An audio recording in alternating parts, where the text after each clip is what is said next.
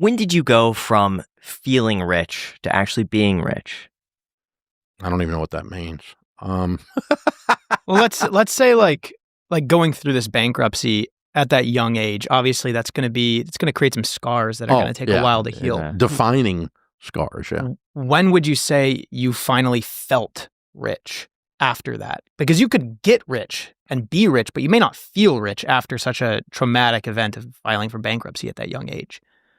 So when did you actually feel wealthy? Well, we did end up making 62,000 that year. Exactly 62. Yeah, we actually hit it. The projections were devastatingly accurate. And the following year I made 104, and the following year I made 250. And then I did a book deal that was sweet, and took off. Somewhere along in those years, in those early years right there, I remember Sharon, we went to the grocery store, and we had envelopes with our grocery money in it. And I said, you know what, let's do something different when we go to the grocery store. I want you to go in the grocery store, and we've got the money. I want you to buy everything you want. And she filled up a whole buggy with stuff. I said, don't look at the price. If you see something you want in the grocery store, let's just get it.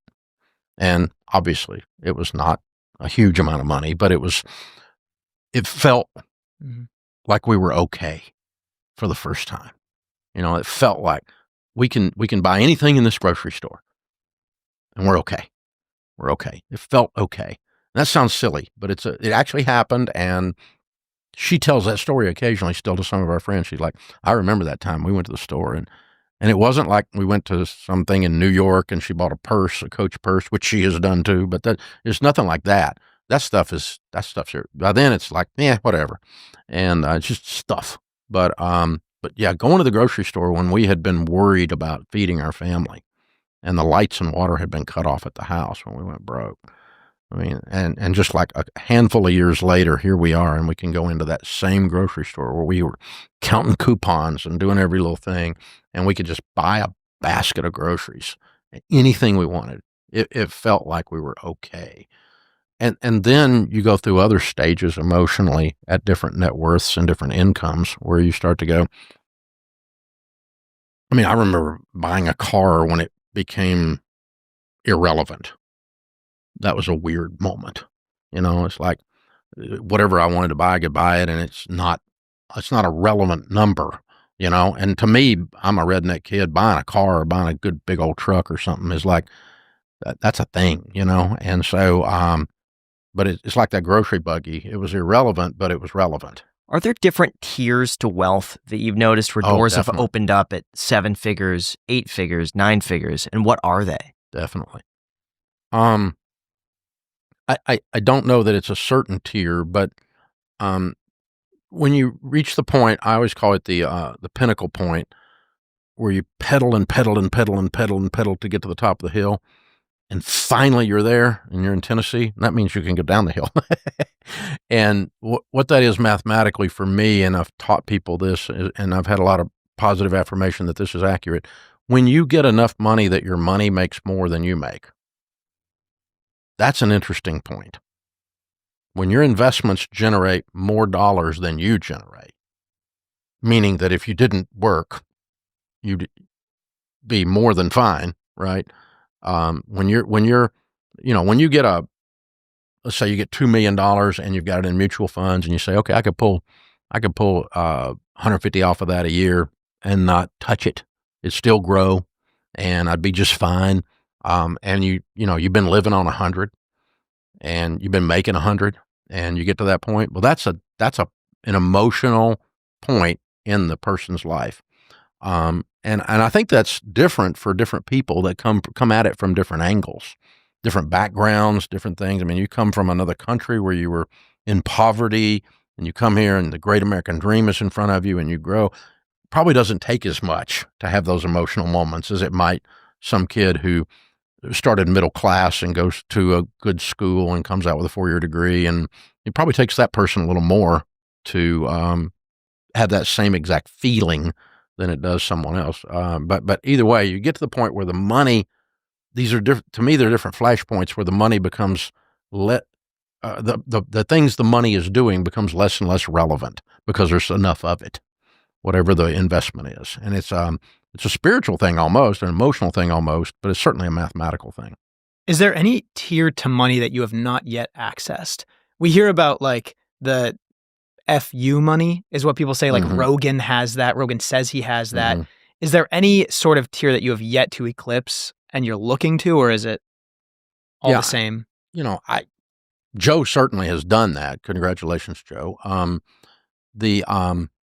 I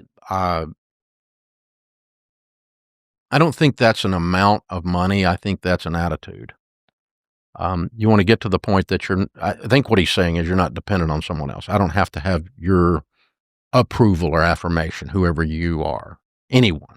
I've got enough that I can function without. If that network wants to throw me off, if that thing wants to cancel me, well, screw you, you're fine. And we're certainly at that point here too. But I don't really approach it like, who can I flip off? Right. It's more like I'm approaching it like, who can I serve? Yeah. Because I get a lot more personal satisfaction out of service than I do flipping off, although I'm willing to do both. One thing that I found fascinating is that Bill Gates always argues that he should be paying more in tax. What do you think Bill Gates means by that? Why do you think he's saying that? Bill Gates is paying more in tax than anybody.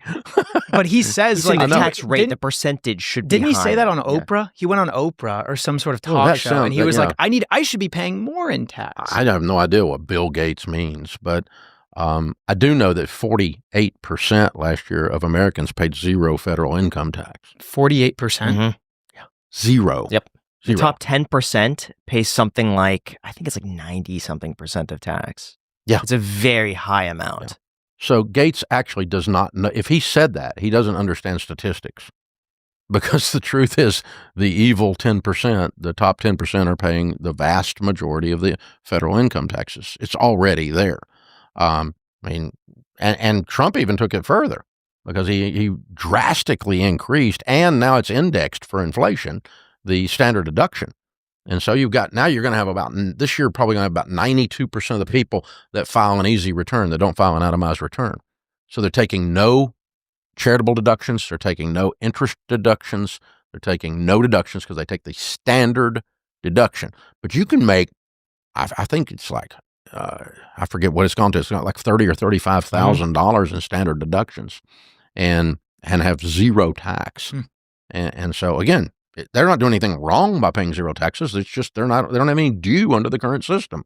So to say that rich people need to pay their fair share is the most mathematically asinine statement that you could possibly make. What a lot of people do is they look at capital gains and they say, well, Elon Musk's wealth went from 100 billion to 200 billion, and he pays only that amount of tax. But they take into account the value of his company without him actually realizing those gains. But then anytime his company is worth less, they never say he should get a tax refund. They never mention that. You can't write off those losses. Right. Because they're not realized. Exactly. They're realized, but they're not recognized in terms of tax code. But yeah, so, and again, that's people just trying to make a case for why they haven't succeeded.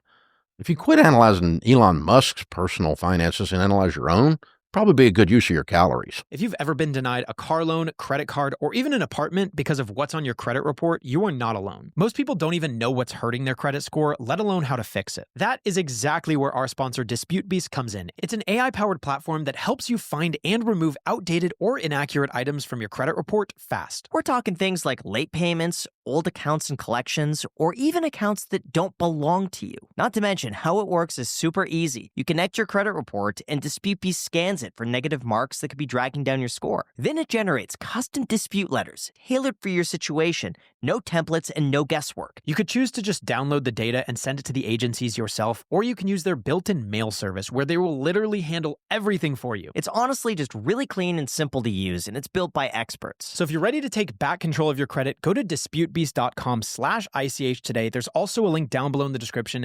DisputeBeast.com/ICH. Guys, they will literally handle everything for you.